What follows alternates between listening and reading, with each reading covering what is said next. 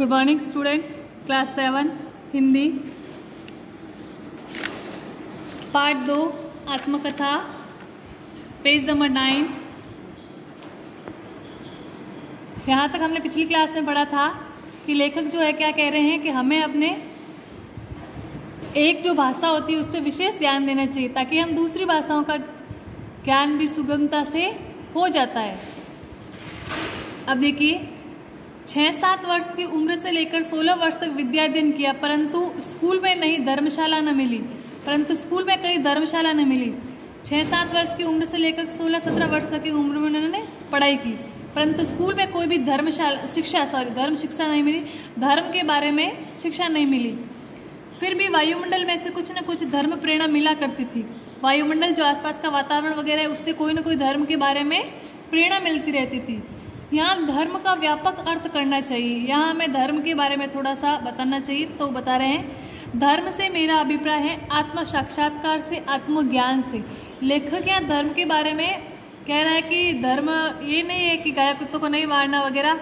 धर्म ये है आत्म साक्षात्कार और आत्मा का ज्ञान करना, स्वयं के बारे में जानना। वैष्णव संप्रदाय में जन्म होने के कारण बार बार हवेली जाता था, परंतु उसके प्रति श्रद्धा उत्पन्न नहीं हुई। लेकिन जो है वैष्णव संप्रदाय थे, विष्णु की आराधना करते थे, तो वे हवेली जाते थे, उनका जो मंदिर है पूजा का वहाँ पे। फिर भी उनके मन में भगवान के लिए इतनी श्रद्धा नहीं थी। हवेलियों में होने वाले अनाचारों की बातें सुन सुनकर मेरा मन उनके संबंध में उदासीन हो गया।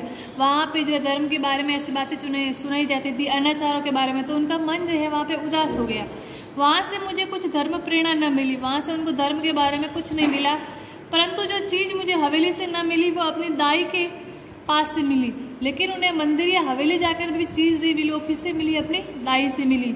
वह हमारे कुटुंब में पुरानी नौकरानी थी। वो दाई कौन थी? उनके वहाँ पे एक परिवार में पुरानी नौकरानी थी। कुटुंब का मतलब है परिवार। उसका प्रेम मुझे आज भी याद आता है।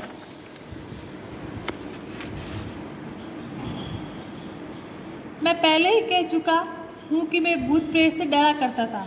लेखक जो बता रहे हैं कि मैं पहले ही कह चुका हूँ, मैं किससे डरा करता था? भूत प्रेत जैसे आत्माओं से वो डरते थे।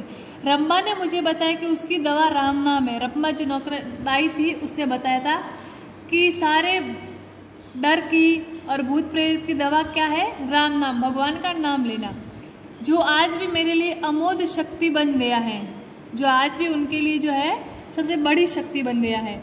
उसका कारण है रंबाबाई का बोया बीज ही है। रंबाबाई ने उनको बताया कि जब भी हमें डर लगता है भूत प्रेत से वगैरह, तो ये क्या हमें किसका नाम लेना चाहिए? भगवान का नाम लेना चाहिए। किसका बोया बीज है उनके मन में, ये किसने लगाया? रंबाबाई ने। मैं अच्छी तरह इस बात को अनुभव कर रहा हूँ कि बचपन में पड़े शुभ अशुभ संस्कार बड़े गहरे हो जाते हैं, और इसलिए मुझे ये बात बहुत खल रही है कि लड़कपन में ही अच्छे गुणों का श्रवण पठन न हो पाया। लड़कपन मतलब बचपन में ही जो है अच्छे गुणों का सीख नहीं पाया, ना उनको सुन पाया, ना कहीं पे ऐसे पढ़ पाया। ठीक है। शिक्षा, बचपन की शिक्षा भविष्य के चरित्र का निर्माण करती है। हम जो बचपन में सीखते हैं वही हम भविष्य में बड़े होकर करते हैं। तो हमें अच्छी शिक्षा प्राप्त करनी चाहिए, अच्छा सुनना चाहिए। हर तरह की सफलता के लिए सबसे आवश्यक क्या है जीवन में? अनुशासन। अनुशासन एक ऐसा बीज है जो व्यक्ति को सफल बनाता है। सफलता के लिए सबसे बड़ा क्या है? अनुशासित होना। ठीक है। Thank you.